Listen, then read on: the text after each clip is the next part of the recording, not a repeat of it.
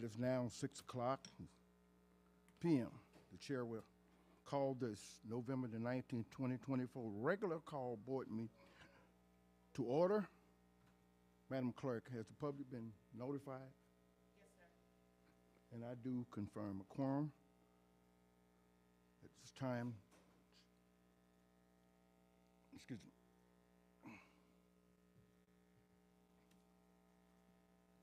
At this time, we will turn this over to the superintendent with the oath. All right, good evening. In accordance with Board Policy BBB, Board Member Elections, Issue 12.3, and Board Policy BD, Organization of the School Board, Issue 10.7, the swearing in of newly elected or re-elected board members. Re-elected to the board is board members J. Renee Green, Joe Siebels, and Dr. James Harris. Notary Veronica Rao will administer the oath and certify documents. Okay. We're going to do it once or all three at the same time? We're going to do it once. Each person. Come on. Okay. Of course.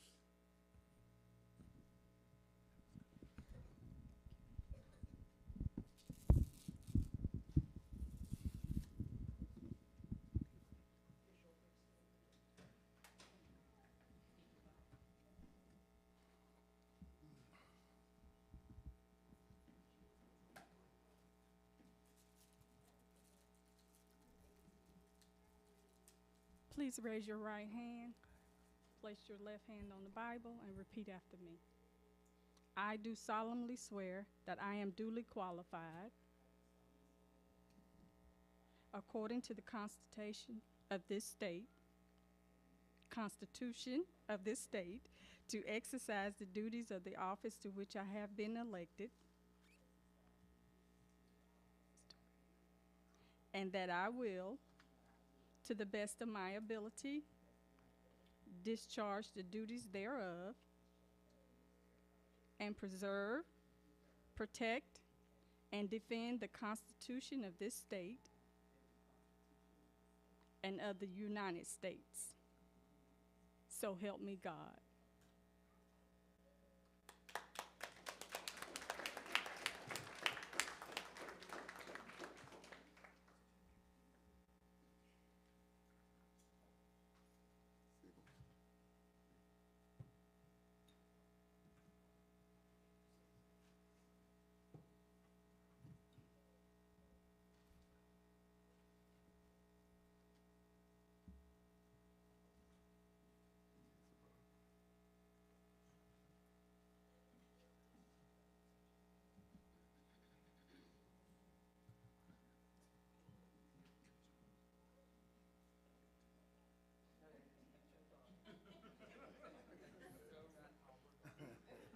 Please raise your right hand, place your left hand on the Bible, and repeat after me. I do solemnly swear that I am duly qualified, according to the Constitution of this state, to exercise the duties of the office to which I have been elected, and that I will, to the best of my ability, discharge the duties thereof, and preserve, protect, and defend the Constitution of this state. So help me God.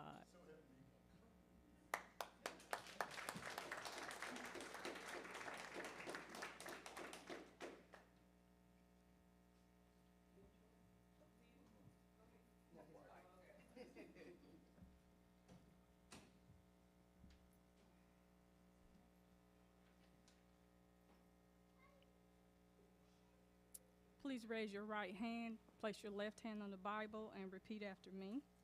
I do solemnly swear that I am duly qualified, according to the Constitution of this state, to exercise the duties of the office to which I have been elected. The duties and that I will, to the best of my ability, discharge the duties thereof, discharge the duties thereof, and preserve, protect, and defend the Constitution of this state and the United States. So help me God.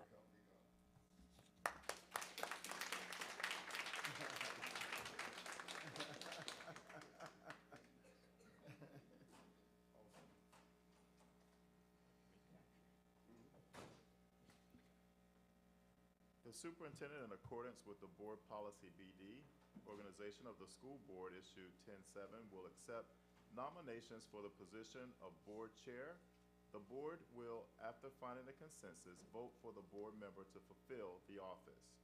At this time, we'll take nominations for board chair. Dr. Hemingway, I nominate Henry Miller. I second.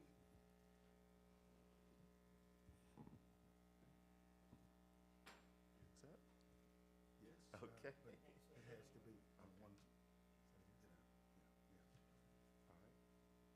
I move that this nomination come to a close. Okay. Second such motion.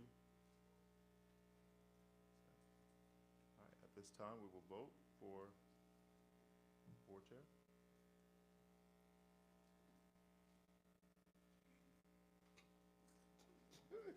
Okay. I'm just looking around, right? Thank y'all. All right, All right. Mr. Chair. Thank you. Thank you. And I'd like to thank each and every one of my board members that voted for me. It's not about the chair. It's about working together. Because, believe it or not, there's just one vote. We don't have what we call the strong arm mayor policy here, where the mayor makes all the decisions. The board chair doesn't make all the decisions. You got to have 4 votes. So I want you to understand that. And as we move along, next we're gonna have open up to see for vice chair of Fairfield County School Board.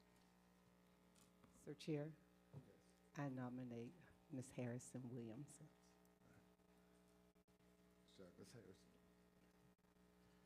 So, Mr. Chair, I make a motion that the nomination come to a close on the one said name, provided I get a second. I second.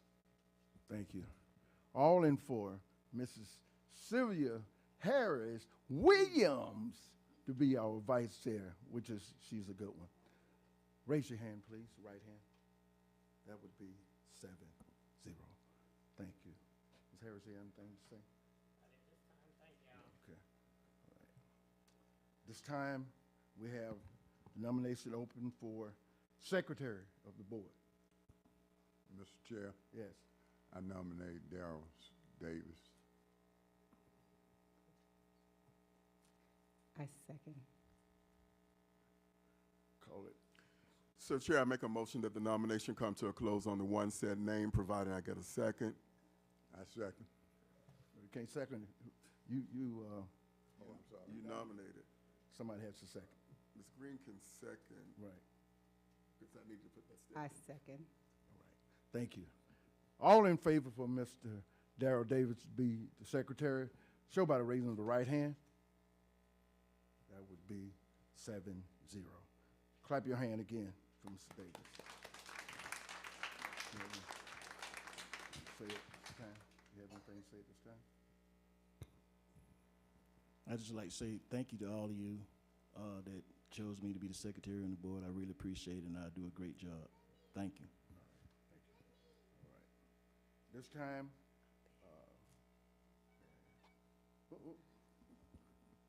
time, we need a motion to go into executive session for personnel reasons.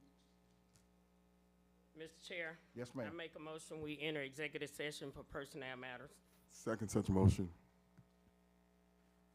All in favor, show by the raising of the right hand. That would be 7-0. Know that we won't be long. Grant you. We got a lot going on. I see you out there, testing coordinator. I got my eyes on you. All right, we won't be long. Thank you.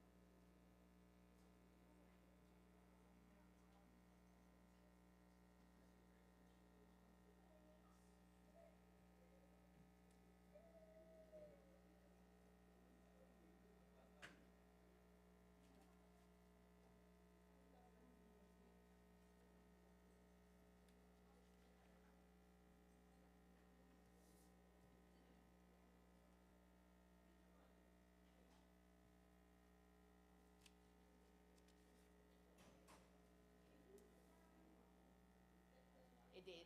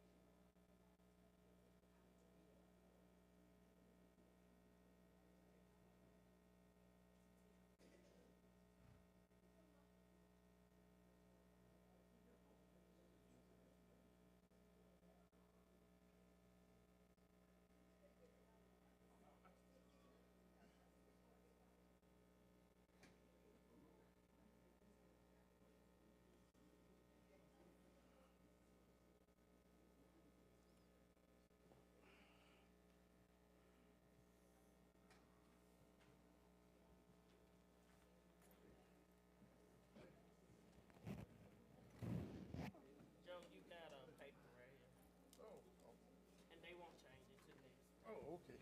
It I do stinks in pay. here. Public comment? This public comment. Why they put my name on? You ready? Yes, sir.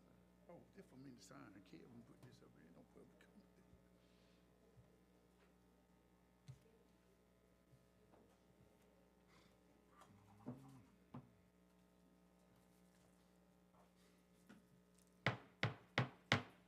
This time we'll ask for a motion to come out of the exit executive session.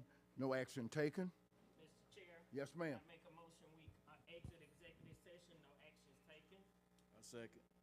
Motion made by Ms. Harris, second by Mr. Davis to exit executive session, no action taken. All in favor show by the raising of the right hand. That would be 7-0.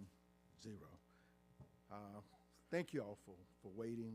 We don't usually, it took a little longer, okay? But we'd just like to welcome all of you to our November 9th, 2024 regular call board meeting. We thank you for entrusting in us your children. They are the most precious commodity that there can be. Your children. We thank you so much. And we thank you for your support.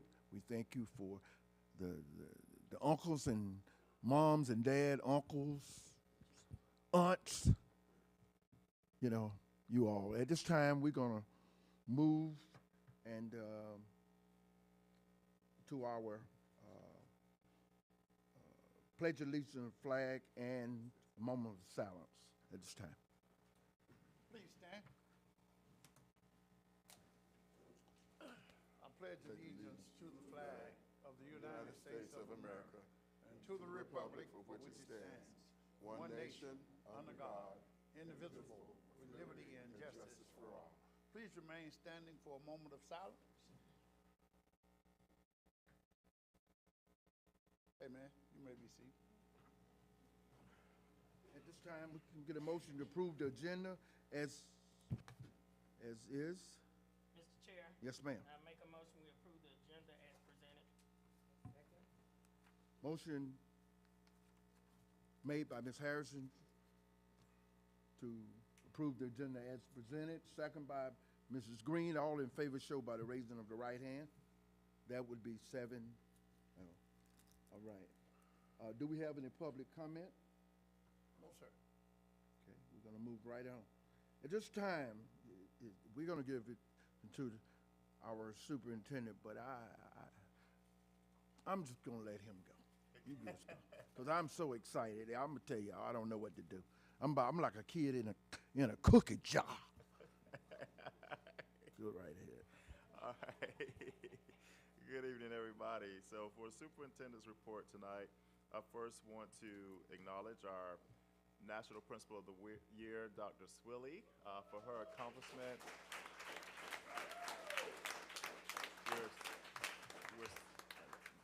We're so proud of her, and we'll be recognizing her later on tonight, but we did have an opportunity to celebrate her last week with a pep rally that was very fun for our students, and so we really did enjoy that. And in that same note, Recognition, Oh. Dr. Swin. oh, so, She's the first yes, so we are going to recognize Dr. Swilly. one. Look here. I'm excited too. Oh, I am very excited. The board of directors here would ask you to come out, and let's clap our hand for our national 2024-2025 National Secondary Principal of the Year in the whole United States, not half, but the whole, including Puerto Rico.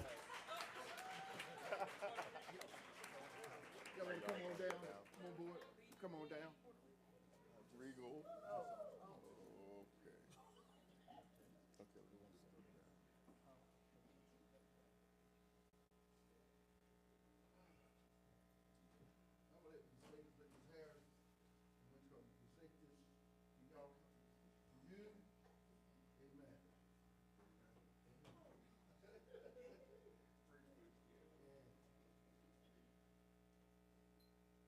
This right here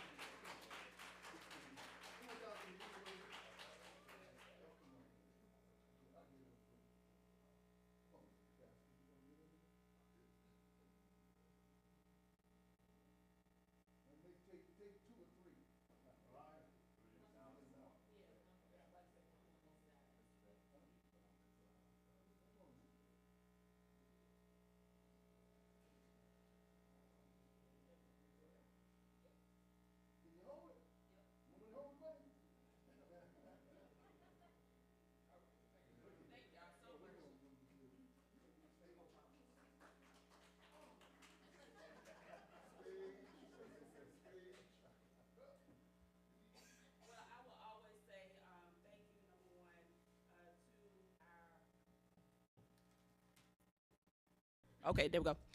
Thank you, number one, to our school board of trustees, our superintendent, Dr. Hemingway, and everybody. This is not a solo mission, and so I am here because of the collective efforts of everybody coming together. I know they say, okay, in leadership you take the recognition, but I recognize that it was no S on my chest. It's the team. We have amazing things going on in Fairfield County, and so I'm just excited for now the nation to see all that is happening in Winsboro, South Carolina. So thank you all. I'm excited to represent us. I'm excited for our kids because now we can tell them and I can live it for them. Dream big, set no limits, and you can achieve anything you want to. So thank you.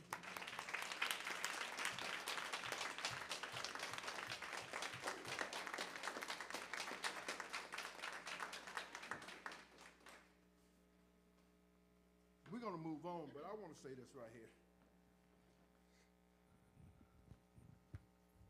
I've been on the board 18 years,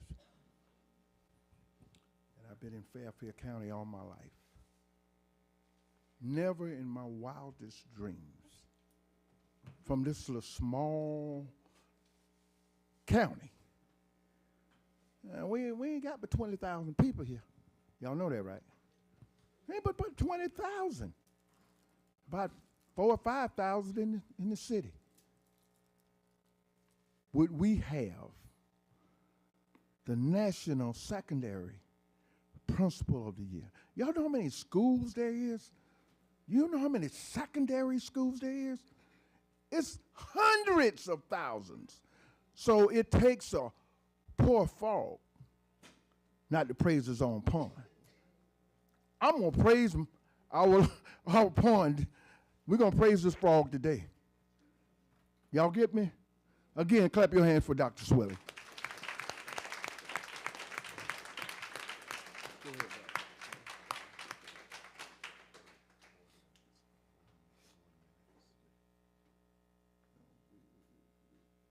We're going to awards. You said Academic Excellence Awards. Student. Okay, Dr. Hagan.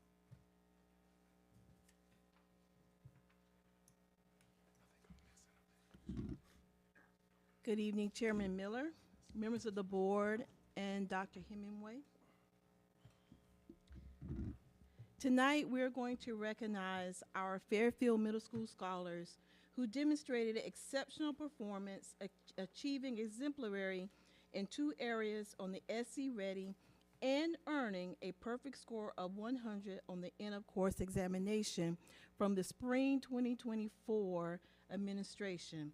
At this time, Mr. Brandon Dixon, proud principal of Fairfield Middle School, will come forward to recognize his students, and he is accompanied by Ms. Kristen Young, a teacher at Fairfield Middle School, and Dr. Carabo.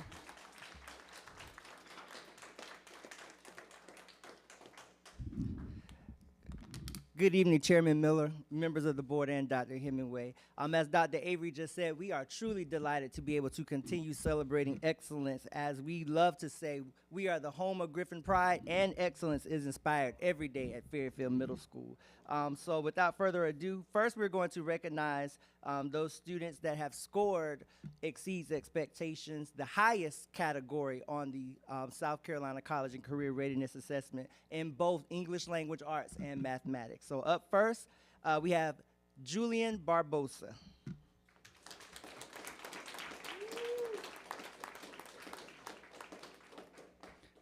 Jordan Bolware. And we do have a lot of athletic events going on this evening. As Dr. Swilly loves to say, Fairfield County, we never close. So there's always something going on. But these scholars will be recognized at awards assemblies, and they will also be invited to our spring incentives for their remarkable achievements. Up next, Kiasia Bradley.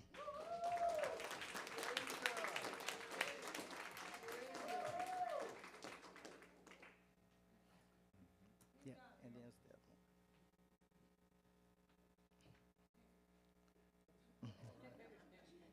Brylan Brown.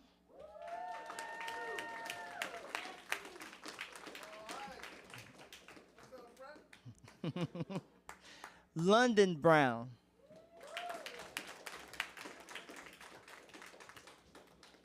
Malay Burton,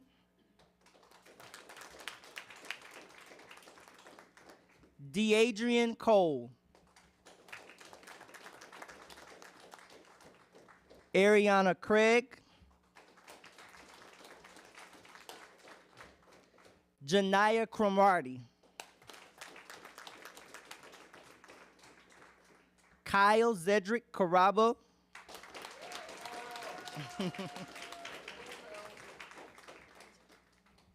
Elliot Douglas, Jasmine El Bayumi,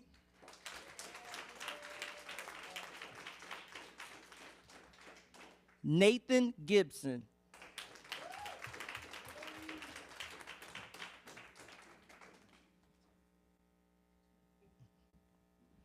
Zaquan Hayes,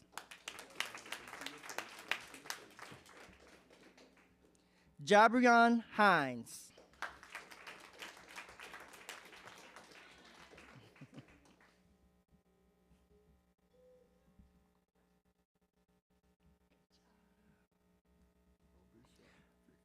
Ryan Henrich,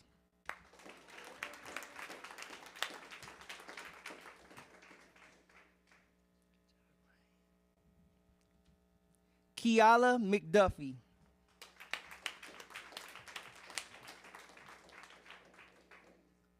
Michael Moore,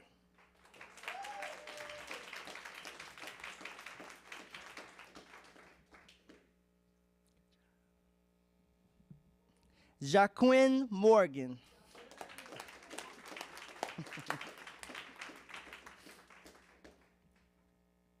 Mason Nellums,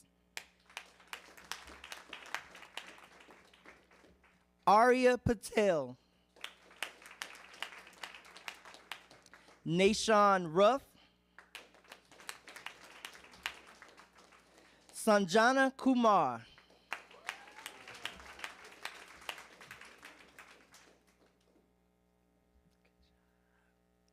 Marcus Wadlington,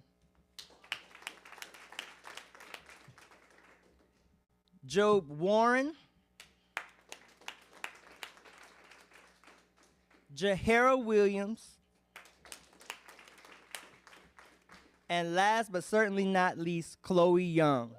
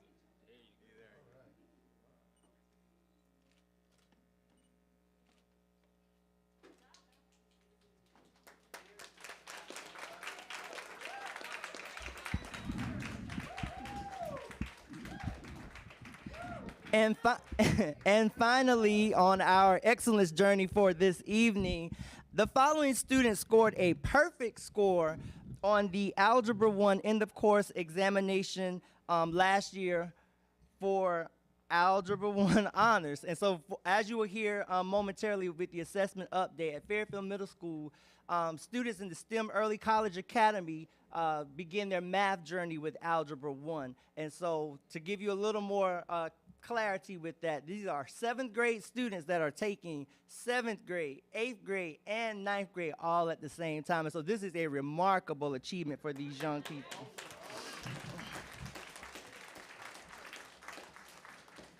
Up first, Kyle Zedrick Carabo.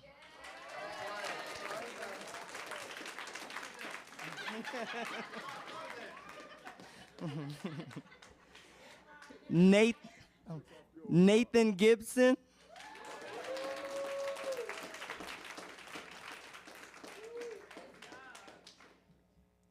Ryan Henricks.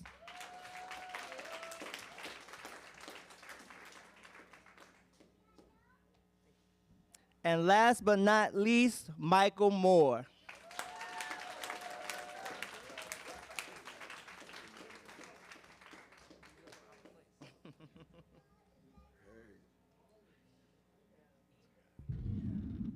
James Brown said it's a man's world.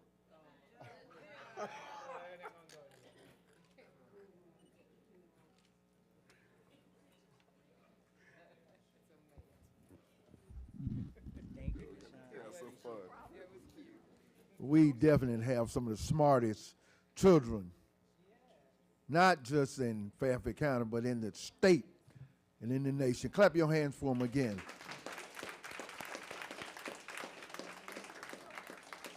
All right. We're going to have our assessment update at this time.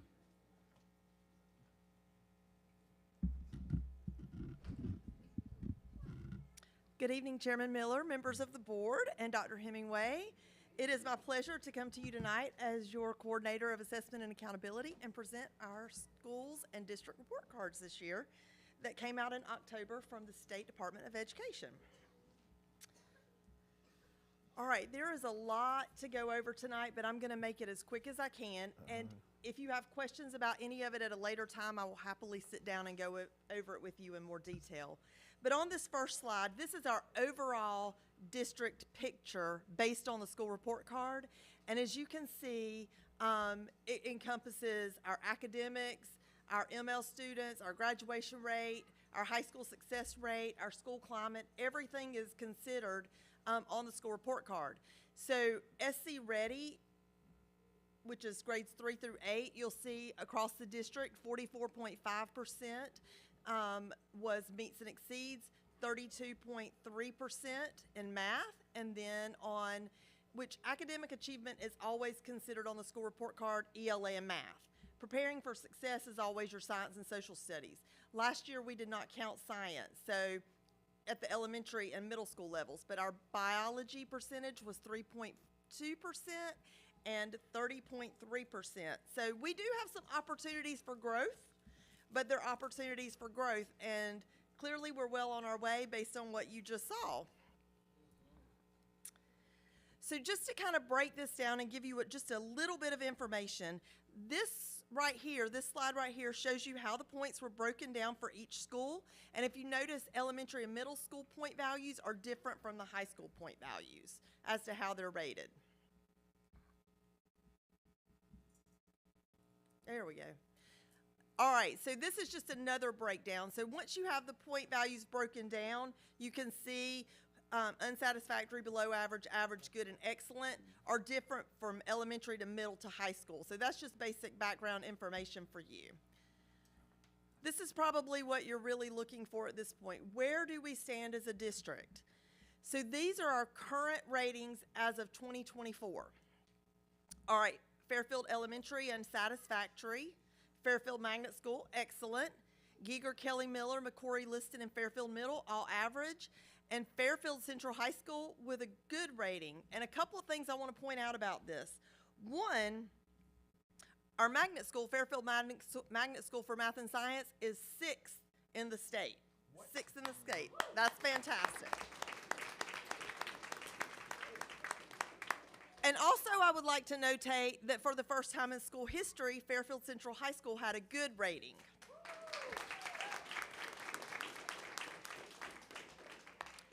So we did have one unsatisfactory rating this year. Dr. Avery is actually going to share a little bit more information with you about this and what we're planning to do to provide comprehensive support to that school so that we can get them to an excellent rating. The next slide has a lot of information on it again, but this slide actually shows how the schools were rated based on the point values that they earned. And so this is just so you can see what their overall rating is, the point values that they earned, and how each of the point values were broken down. Again, I could get into the weeds about all of this, but the math is complicated, and I don't mind getting out the accountability manual for you and showing you all of that. But probably this is not the best time to break that down piece by piece. But if you want me to do that for you, I will be glad to do that at any time. So this is kind of where we are as far as our district trend data. I wanted you to see from 2021 all the way up until now, kind of how we've been progressing throughout the years. And if you notice in 2021, we were at 31% for ELA and 25% for math, meet and exceeds on the SC Ready assessment. And we have been trending up since 2021. We did have a slight fallback last year, but overall in the last 4 years, we have been trending up. Our end of course assessments, the same. And I want you to notice that Algebra 1, which says 9th grade on here, but it also includes our students at Fairfield Middle School who take Algebra 1 honors, 83.2% of every student that takes that class passes the end of course. That is huge, huge, and should definitely be celebrated. And the same for the English 2 assessment. 79.1% of every single student that takes that assessment is passing that assessment. That is definitely something to be congratulated, especially when you look at in 2021, we were only at 50%, and now we're at 83. So kudos, everyone. Awesome, awesome. Also want to kind of give you a little bit, because you hear a lot about CCR, which is College and Career Readiness. And as we've been really getting into at every meeting that we attend, we are working to provide every student every chance for a successful future, because we want to produce college and career ready citizens and community learners. That is our goal in Fairfield County. And so these are just a few of the ways that we get them there, but we are on the road to readiness. All right, so there's 2 ways to be college and career ready. One is to be college ready. That's when you earn a 20 or higher on the ACT, a 1020 or higher on the SAT, a 3 or higher on the AP exam, which is 3 out of 5 total points, or 6 hours of dual credit, and that's with a C or higher in the class. Or you can become career ready with a CTE certification through work-based learning experiences. You can also take the ASVAB, which is your military readiness test, with a 31% or higher in special education employee credential.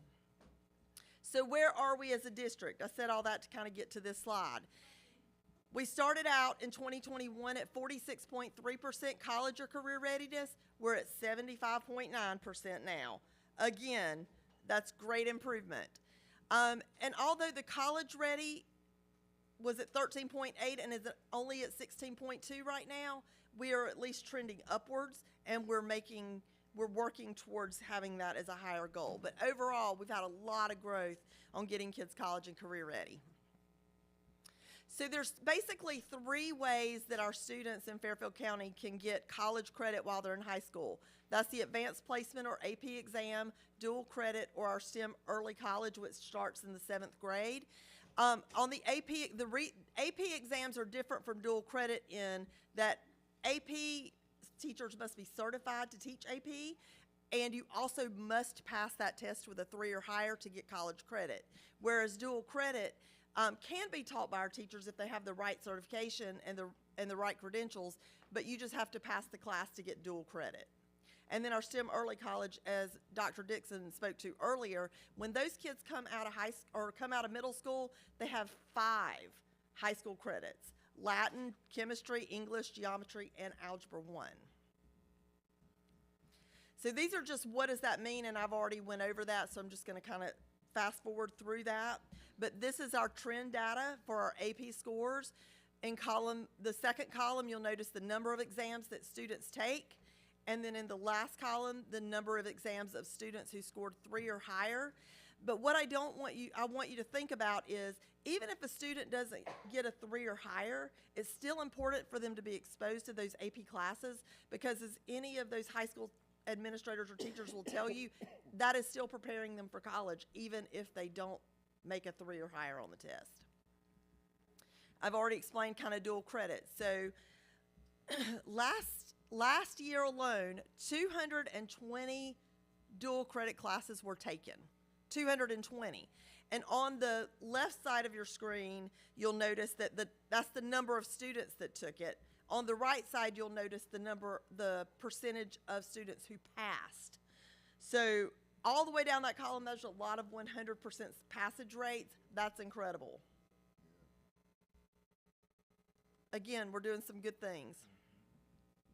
As far as our AP scores go, again, the total number of students that takes it is in the second column versus our composite score, average composite score on the last column.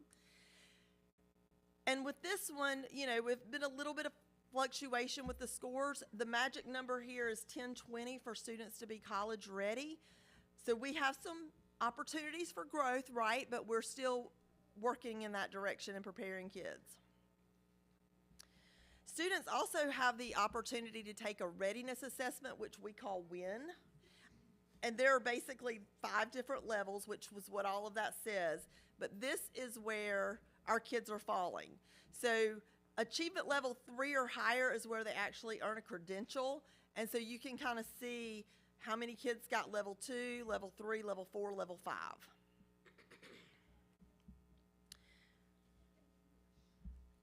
And just to kind of close out this portion, I wanted to shout out a couple of things in particular. One, our graduation rate, 85.3%.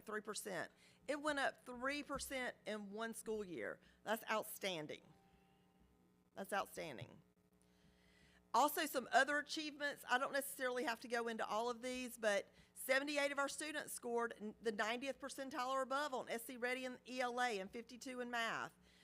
26 students scored a 100 on their end of course examinations, which is 20% of their grade. That's to be celebrated, right? We had 2 students that you've already recognized earlier in the year who scored a perfect score on SC Ready, and 2 that had the highest attainable score on SC Ready and ELA. And we actually have 1 student at the high school who's got national recognition from the College Board on SAT. So, all of that to say, we are currently meeting with each principal to review data and discuss how we can, as an admin team, support them from the district level, because all of this is just a snapshot in time, right? This data is already 6 months old, but the data is already being used to inform instruction and impact students in a positive way. So we're very excited about the things we have going on. So thank you so much for your time. Is there any questions? Okay, let me know if you have any. Thank you. Have a great evening.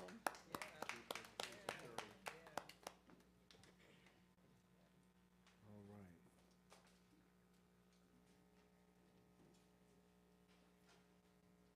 right. All right, we're, Dr. Avery? Okay.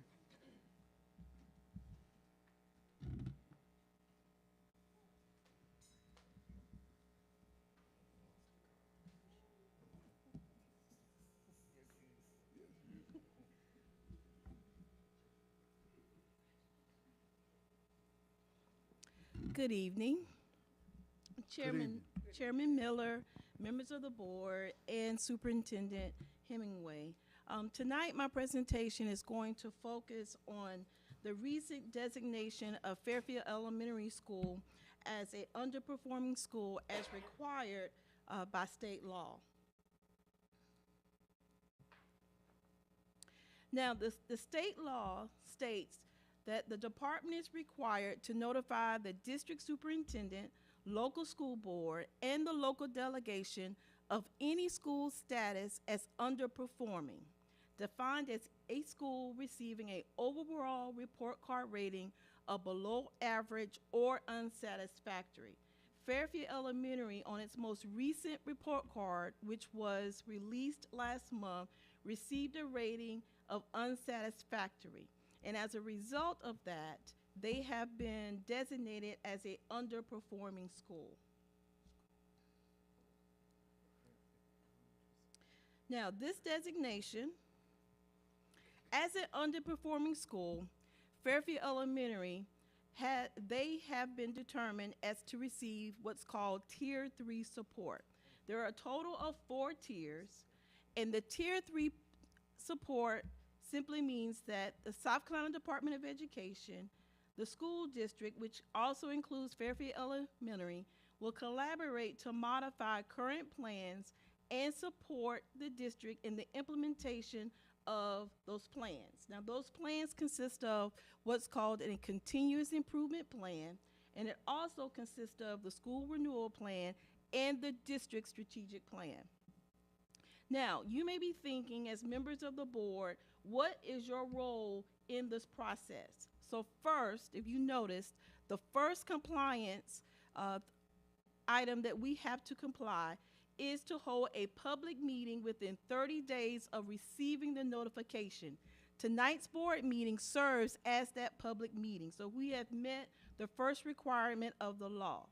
Secondly, we had to notify all of our parents in writing and electronically using Parent Square regarding the school's status of being designated as an underperforming school. Secondly, we have to review and revise the school's district strategic plan in collaboration with stakeholders no later than January 30th, 2025. Now, this plan will be submitted to you for approval during the January 2025 board meeting.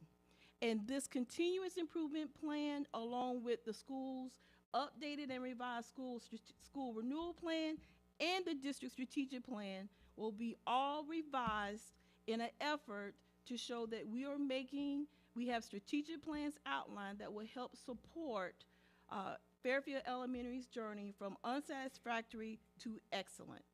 Now, after the State Department approves the revised strategic plan along with the continuous improvement turnaround plan, then the progress will be shared with you as a collective board on each agenda or each quarterly meeting, so that you will know exactly what the status of Fairfield Elementary is as it relates to the strategic goals that they will have outlined in their continuous improvement plan.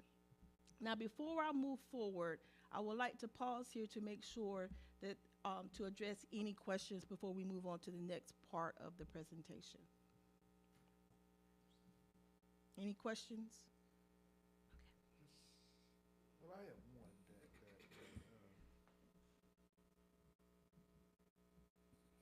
I guess, were there any changes in the way they do, the way they test from last year to, was there any changes in that? There were no changes, but I will tell you that the legislation, the law did in fact change.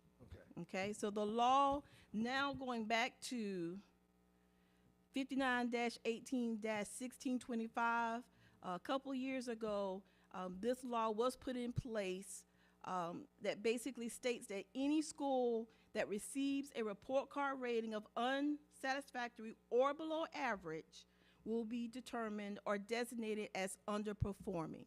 Now, Mr. Miller, the reason why you may have a puzzled look on your face is that this is the first time in several years, probably over a decade, that we've ever had a unsatisfactory school in the district. So that may be why this particular law hasn't been on our radar, because this is the first time we've ever had a school that received a unsatisfactory rating or below average rating. But this law was passed probably about 2 to 3 years ago. And as a result of this state law, then now we have to move forward with putting in place a continuous improvement plan. They don't calculate, the way they did things. You're saying that they... I think his question more so is when you think about the ratings, good, average, and satisfactory, was there a change in the way that those rankings are determined? To my knowledge, there was not a change, but I will tell you that based upon Fairfield Elementary School's accountability, the number of points they received 32 points on their most recent report card rating. So as a result of that, they received the unsatisfactory rating. Dr. For a minute, I've seen you, Dr. Hayward, blink. So I want. Can you share something with us?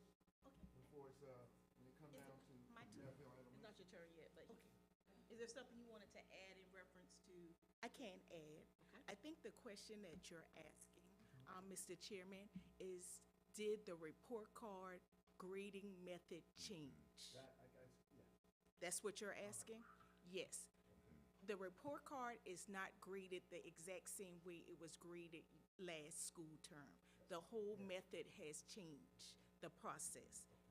That's what I'm assuming that you're asking. Yes. Thank you. Sorry about that, Doctor. You are, So I had heard some things that you guys, friends down at the State Department had said something like this. I want to make sure that we were all clear-eyed enough. Now, and actually, you gave me a perfect segue to welcome Dr. Hayward to the podium.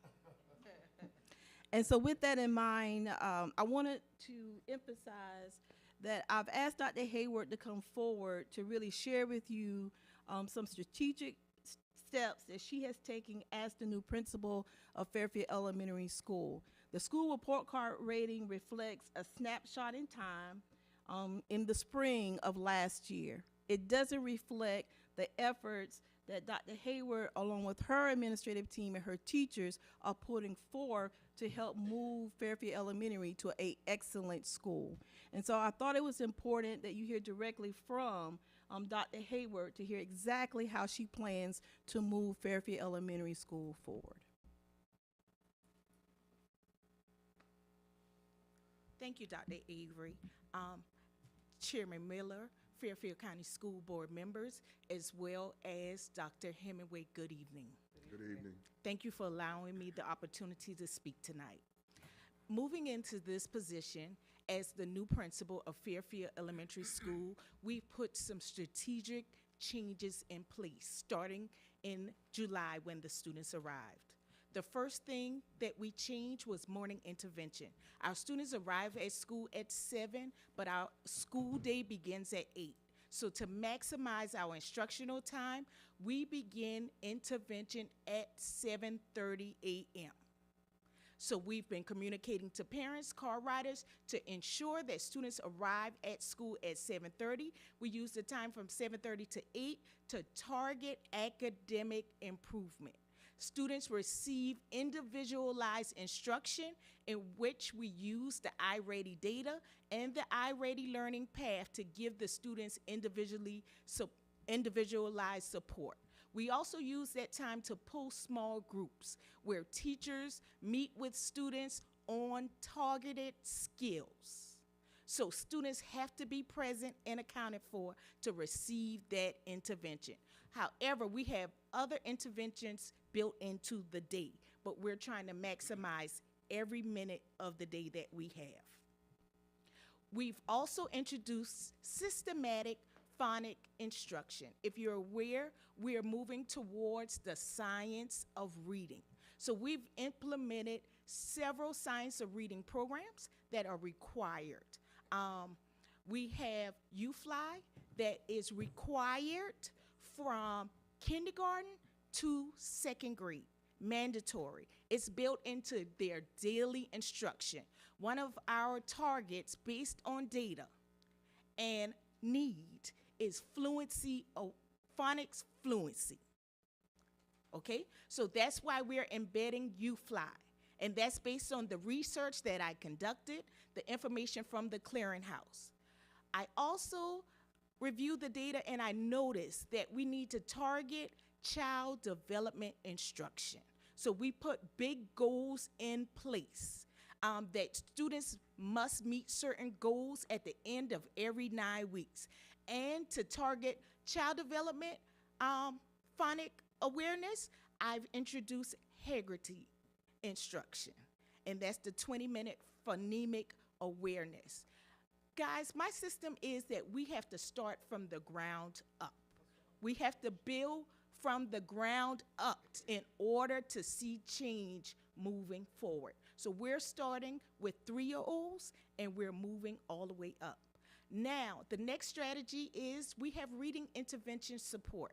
We have 2 reading interventionists that provides focused support using the science of reading in grades 2 through 6th grade. If you notice, I've touched on 2nd grade twice. Anyone knows why I've touched 2nd grade twice? and third and Third grade is the read to succeed grade level. So my goal is to ensure by the end of second grade, we have effective and efficient readers. We have to ensure by the time they leave second grade that they are ready for the test. That's the first year that they take the state test, and that's the year that we're looking to see whether or not they're reading and comprehending on grade level. So I'm making sure that second grade students receive two different types of intervention. Also, we are empowering parents with the homeschool connection. We are equipping parents with effective strategies to support reading at home, including making sure that we are having parents read with students every single night. And I give them strategies such as the little kids, parents read to them, but as they start picking up sight words, you skip the sight words that they know. So you don't read those words. You allow the students to read those words. As they begin reading a little more, a parent reads one line, the child reads the next line. As they develop, the parent reads one page, the child reads the next page. Then we move to the children conducting all the reading as the parents are listening. We're also supporting parents with recommended websites such as Reading A to Z that they can do at home. This is a website that we use outside of school. So this is for the parents to use with the children. Also math, extra math, because we need to build our students' math fluency. They need to be able to add, subtract, multiply, and divide really fast in order to be successful when we're taking the test. We're also looking at not giving students naked numbers by their self, because when students test on standardized tests, they will never see naked numbers. Everything is in word form. So we have to build reading comprehension in order to benefit in math as well. Questions before I continue? Yes, ma'am? You had said that you encourage the parents to read to the children at home. Do you supply the books? Do you all offer So the books or just website, out I'm of the sorry, I library? missed the website. So one of the websites is Raz Kids. So in Raz Kids, it gives the children a book. And it's called Leveled Up. And so what we're asking the parents to do is level up with the children. After they read so many books, and as they read, they listen to the book first.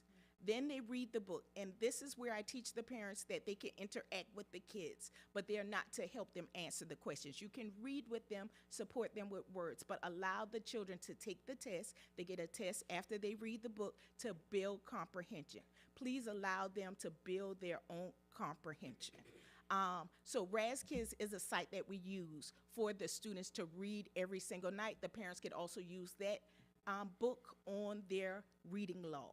When they read so many books in that level, it automatically takes them to the next reading level. So it moves the students' reading level up by itself. However, if we take iReady or we give informal assessments such as Dibbles to see where the students are reading, then the teacher must go in and enter the child's new identified reading level, because iReady gives us Lexiles and we enter it into Raz Kid and it automatically moves the children to the level that they are currently reading. I'll give you an example. I have a son. He was on one Raz Kids level. He took the test, he jumped really far, and I sent a note to the teacher, what happened? Why did he go from this level to the other level? She just wrote back, you know. So I said, Arrington, let's read. And he read it all. And I said, oh, I guess so. But I really didn't realize his reading had jumped so far. But we have to read every night with the children. One other question. With them accomplishing or progressing the way they are, do you have celebrations after they reach a certain level, or how are they rewarded for their progress? So something that we've embedded this school year is we have a lot of celebrations, Yes. A lot of praise for the students. So we've positive behavior intervention support where they celebrate good behavior, and we have that monthly celebration. We also establish Club Day, where once a month they get to go to the club of their choice that they pick with their parents, and it gives them an advocate outside of the classroom. They get to interact with students that they normally wouldn't interact with. And then we set personal goals. So that's on another slide. Can I address it then? Do you mind? Thank you.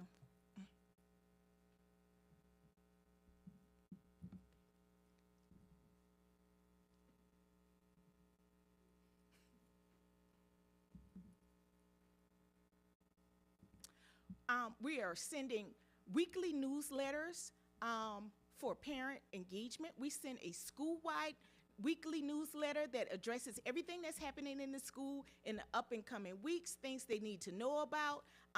We highlight programs that we're having. We send pictures to celebrate from the school perspective. Also, classroom teachers are sending weekly newsletters to parents. In the newsletters, I'm asking that they give parents any pertinent information to help the students support the children. For example, this is what we're teaching this week. This is what it should look like. Here are steps that you can take at home to support your child.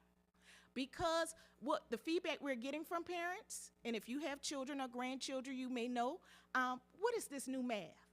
This is not the way that I learned math. So we need to equip the parents so that they can support the children. Okay, we have grade level town hall meetings held with grade specific town hall to review the past town hall. We reviewed the school report card. We did activities with the students so that they can understand the data and they could have discussions with us about what changes they need to have. Everyone has to be accountable for the data. Students, teachers, the principal, and the district office. We all have to take ownership. Students are being equipped to discuss their own data with their parents. They have to stand accountable for their data. They each have individual goals. They know what their goals are. We talk about the goals, what they need to meet, and what celebrations we will have based on their goals. Everyone has a goal sheet. When we started iReady last week, when I walked around to encourage the children before testing, I noticed that the kids had their goals taped to their desks on a sticky note, what they needed to score to remind them as they're testing. We're also, let me see, did I do weekly newsletters for the classroom? And we're also seeking parents that are willing to come in and support our students with reading and different activities within the classroom. However, it's going to need to be structured and organized. It's going to have to be meaningful time. If it's not meaningful, if it's a distraction to the children, we will have to ask parents to leave. But if they're willing to come in and help us support the children, we are receiving volunteers. These are all of the strategies that we have established until this current date. More strategies will be coming as we transition through the school year. Thank you for the opportunity. Any additional questions?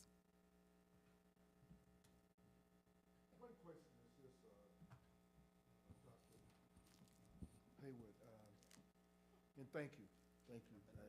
I kind of understand more now. Yeah. But one of the things that and I don't know if it don't boils down to you, but maybe it goes down to the State Department or whoever.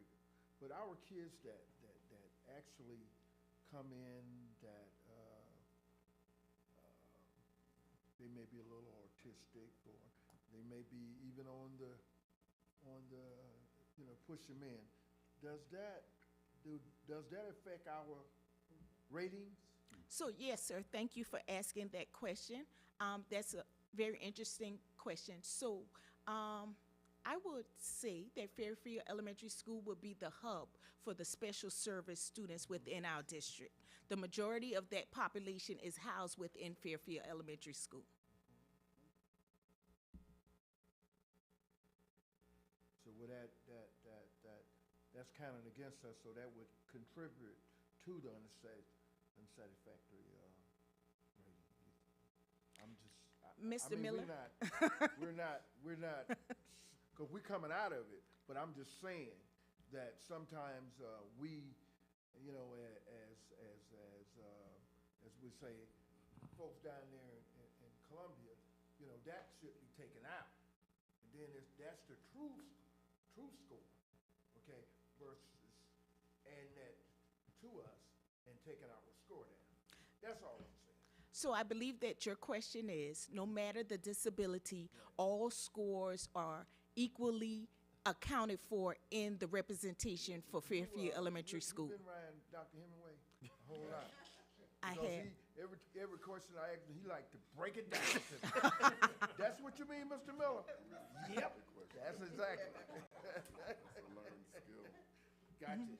Thank you. Any additional questions? Thank you for the opportunity. Thank you, Dr. Hayward.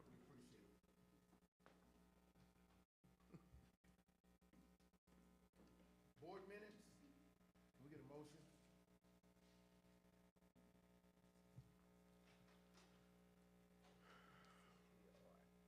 Mr. Chair, Yes, ma'am. I make a motion, we accept the board minutes from the October 2024 meeting.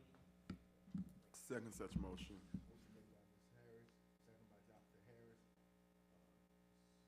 Harris Williams, second by Dr. Harris, to accept the minutes from our past board meeting, October the 20th, 2024. All in favor, show by raising of the right hand. Thank you.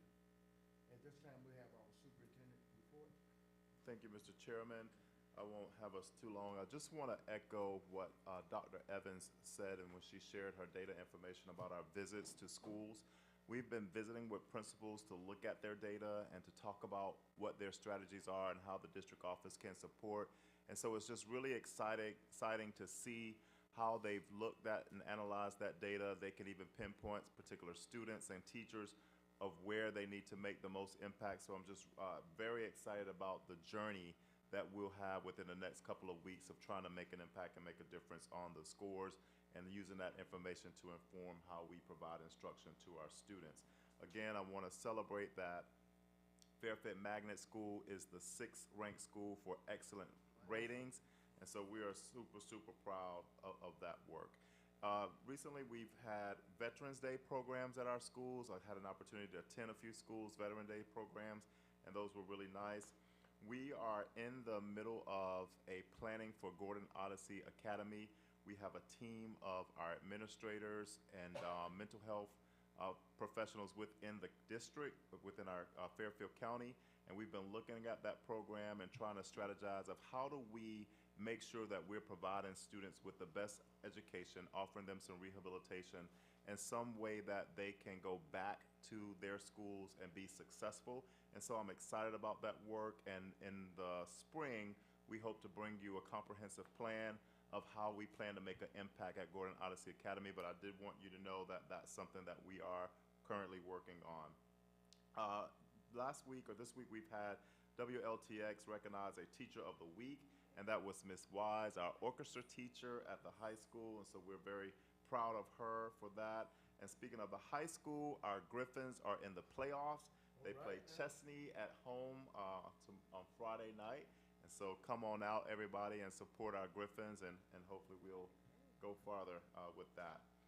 Next week, November 25th through the 29th, is fall break. And so we will be home away from school celebrating Thanksgiving with our families. And so in this time of thanks, I want to just take this opportunity to thank our staff for all the work that they have done so far this semester. We have amazing principals and teachers and support staff that have really done a tremendous job with looking at our vision and our mission and working towards making sure that our students have the best quality education.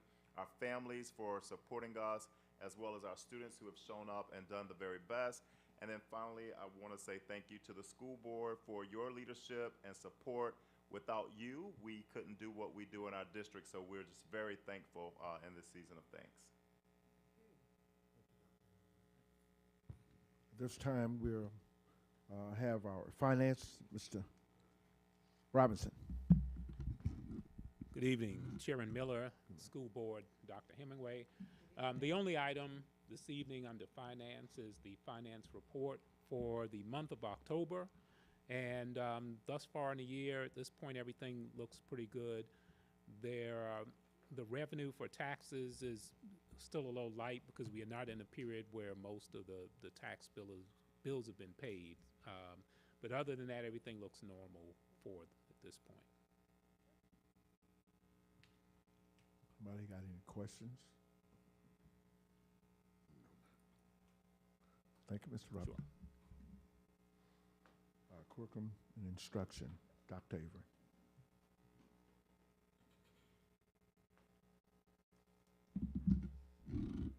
For your approval are the overnight out-of-state requests from all of the schools with the exception, of course, of GOA.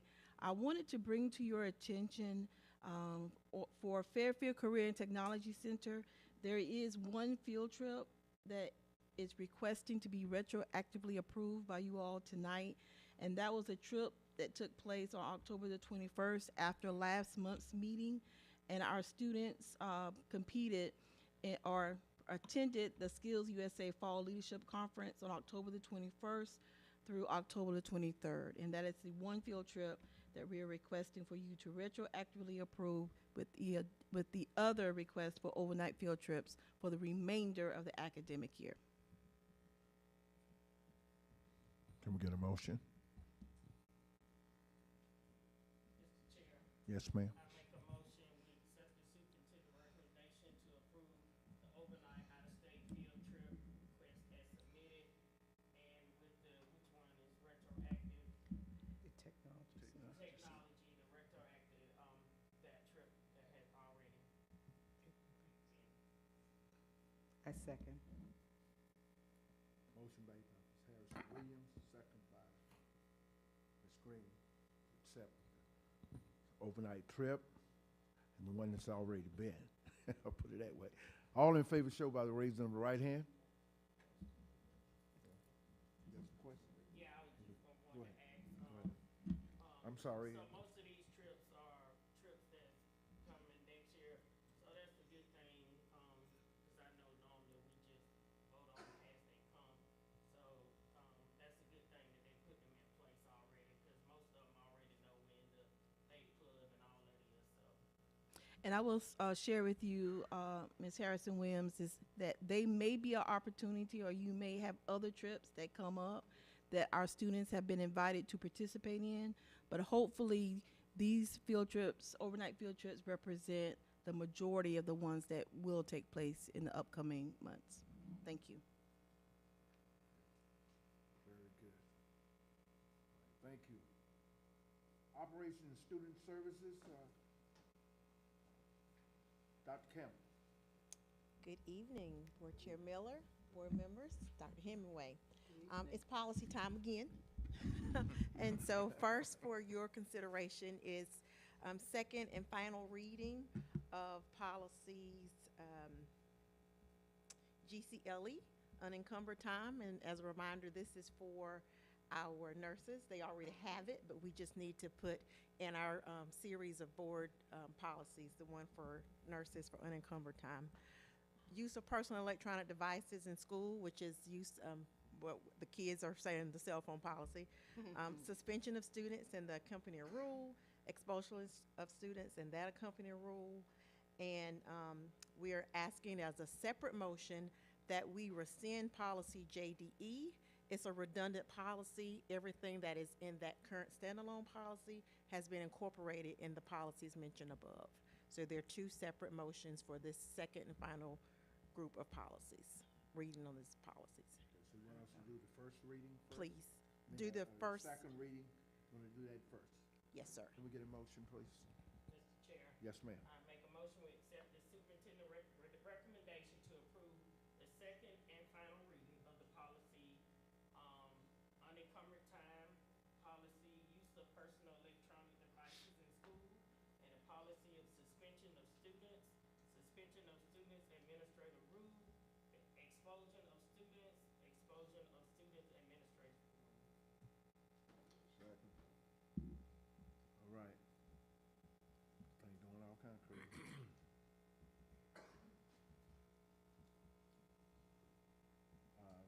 Motion made by Ms. Harrison, Williams, second by Pastor. Pastor Jackson. Second reading, board policy and administrative rule.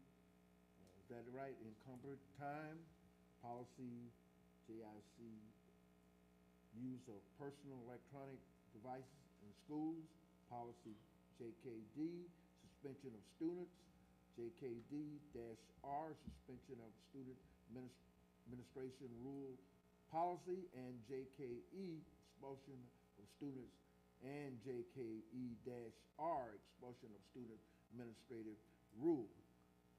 I think that's all. All in favor, show raising of the right hand. That would be, I think we got that in place, right? That's the second reading, right? As of right Okay. now, yes, we Now do. we got another one. Yes, sir. Yes, ma'am. Go right ahead. Mr.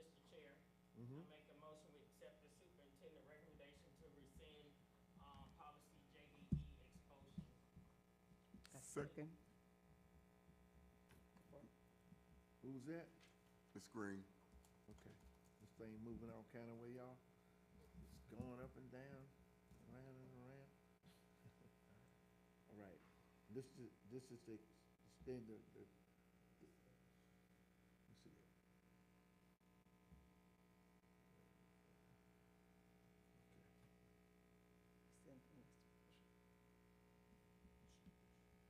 Right here, JD.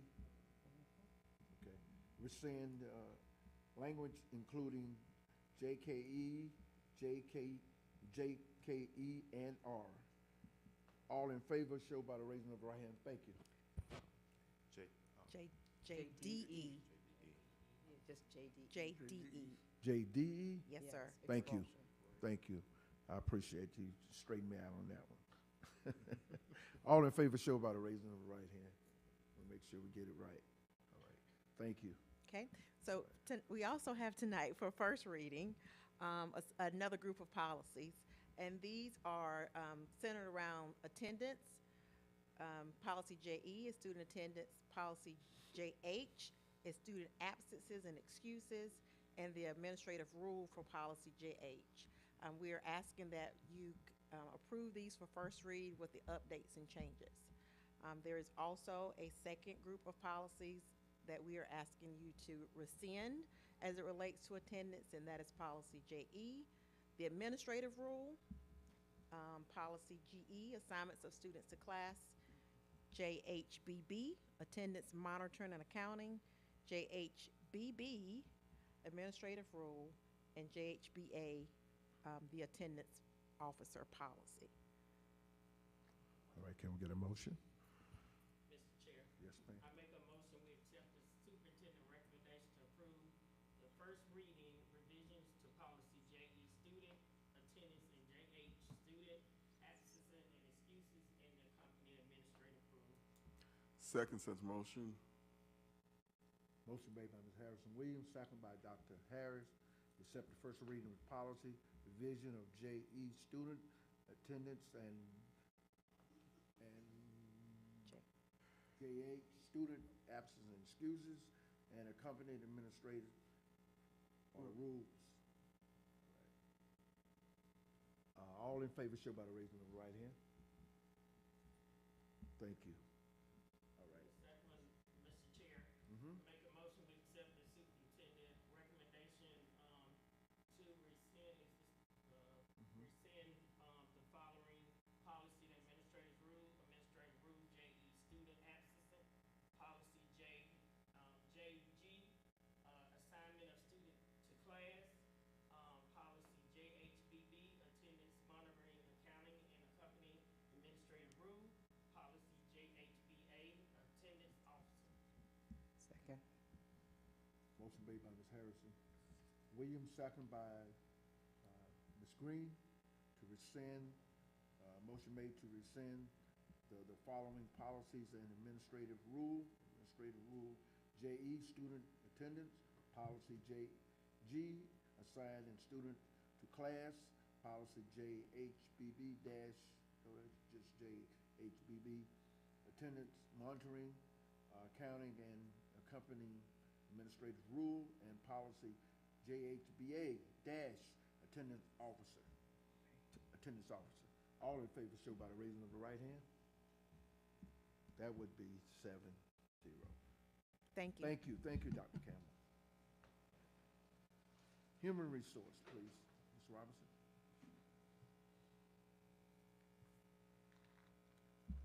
Good evening, Mr. Chairman and members of the board. Good evening. Under HR this evening, we have the following items for your approval. Item 1, certified resignations and terminations. The superintendent recommend the board approve certified educator resignation and terminations as outlined in Exhibit 1.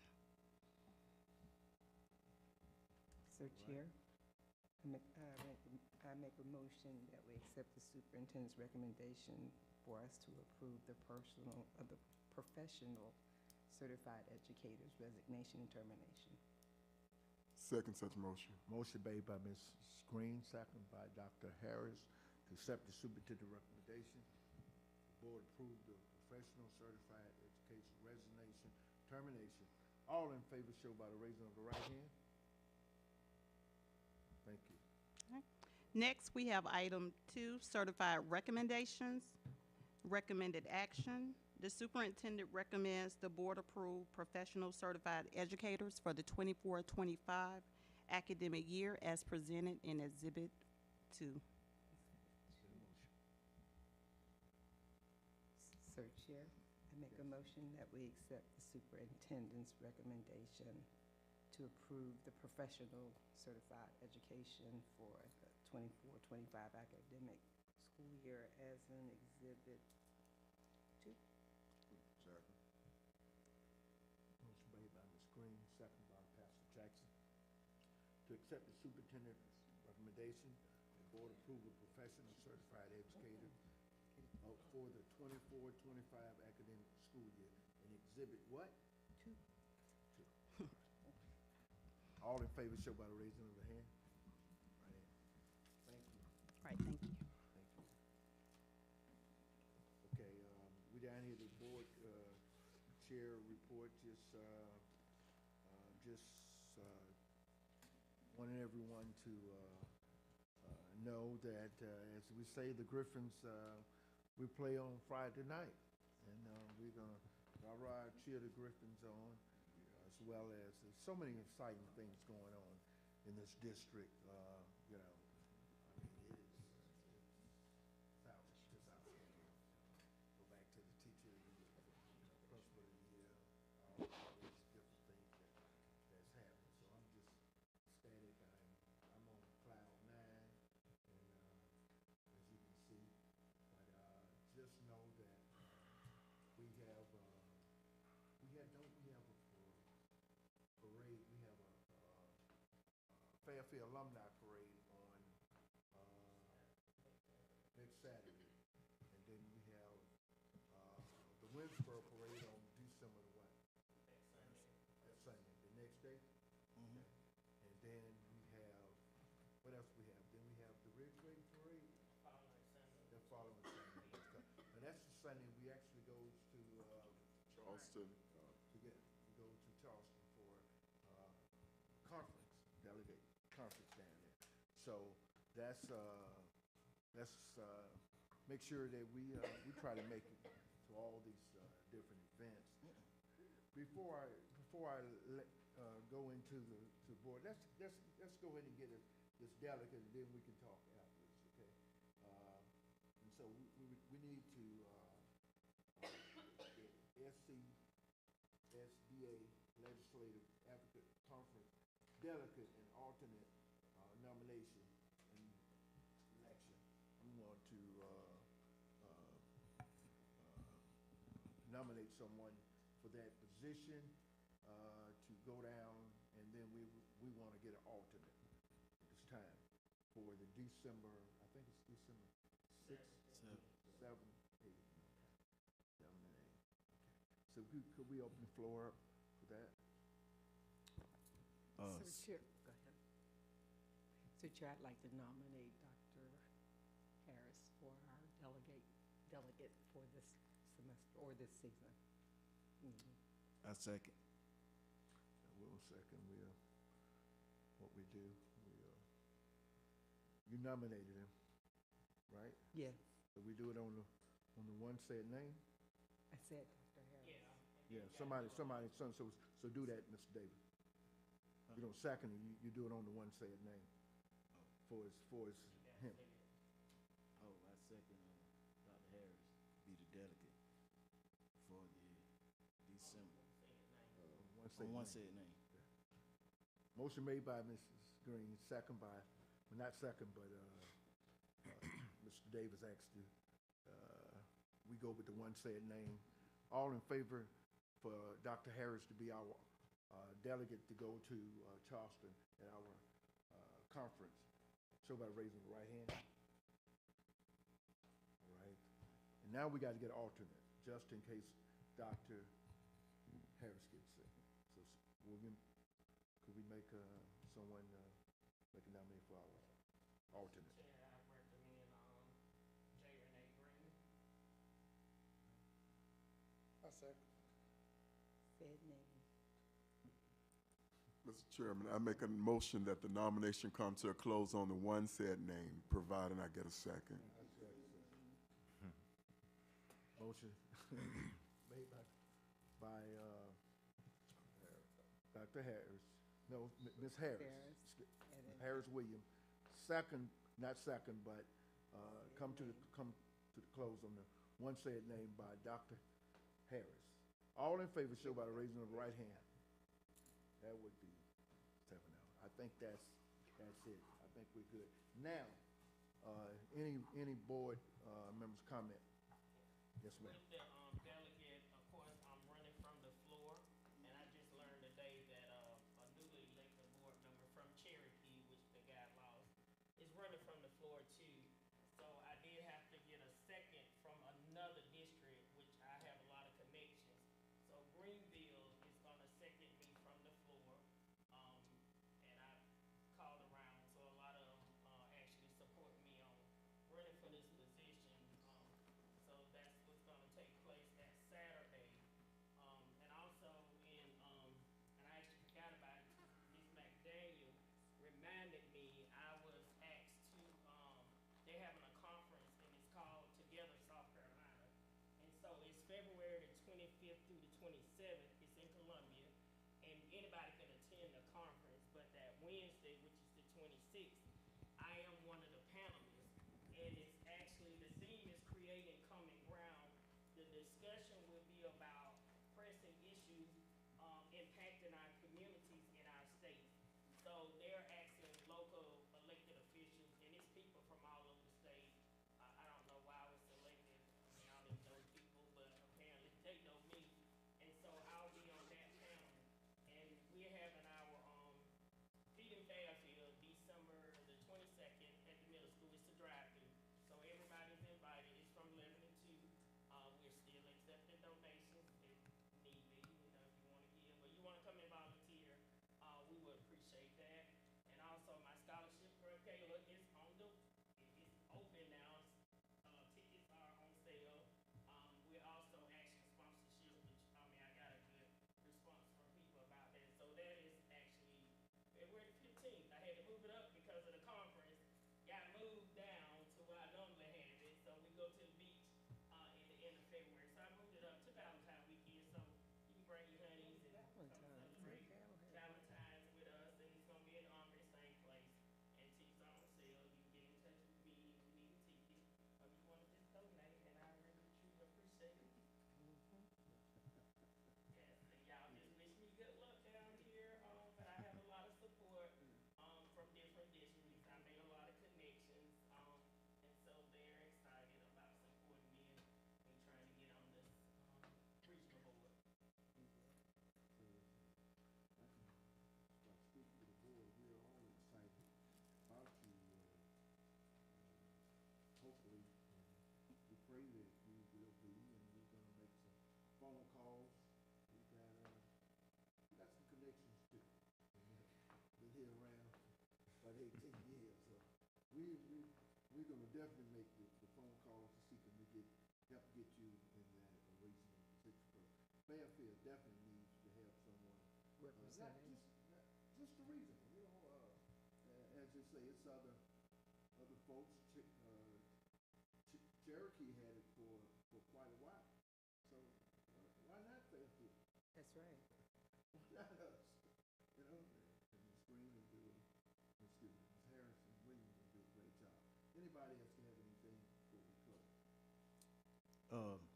Chairman Miller, as I said, last month we talked about my job, which me and the recruiter from my company went out and visited the Career Center in the high school. And what we're trying to do is incorporate a program to where we can bring kids that's not going to college straight into the workforce. So this coming December, we have a job fair set up as well as a tour that we'll take some of the students from the high school and Career Center to show them actually what we do at our job. Second of all, I help with the journalists, and Reverend Jackson, one of your grandson is one that normally goes with me to a lot of these events, and he's doing a remarkable job. So over the past few weeks, I met a young lady from Benedict, and I talked to the journalist teacher, Ms. Chisholm, and what we're going to do is bring her in. That way she can show the students journalism from a college perspective. So she's willing to work with us as a school district to help the kids learn how it is in a cottage life. And me and Mr. Seaver was talking the other day, and December the 15th, along with Corner Hill and Sheriff Montgomery and a few other people, we'll be feeding the community on December the 15th from the hours of 12:30 to 3 at the middle school. So we're inviting everybody to come out. Any more? You know, it's been a long meeting. We're gonna get you. We used to do 45. We do apologize to the staff for keeping y'all here this long. Can we get a motion, please? I make a motion with adjourn. Second. Motion made by Ms. Harrison Williams, second by Pastor Jackson. All in favor, show by raising the right hand. Thank you. Meeting adjourned. Rock you out. Oh, still this foundation. The food, oh, you can give it to me, it's fine. Yeah. What kind of food are y'all taking? We do anything, you buy some drinks, but it doesn't matter. But you cook, you know how to cook. But anyway, y'all got Good night. Good night, y'all. Joe needs to give you his.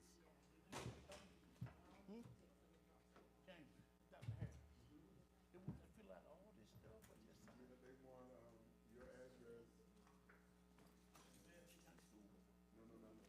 Your personal address. Elected. Ooh, goodness, I'm starving now, Mr. Miller. You good, man? I'm starving.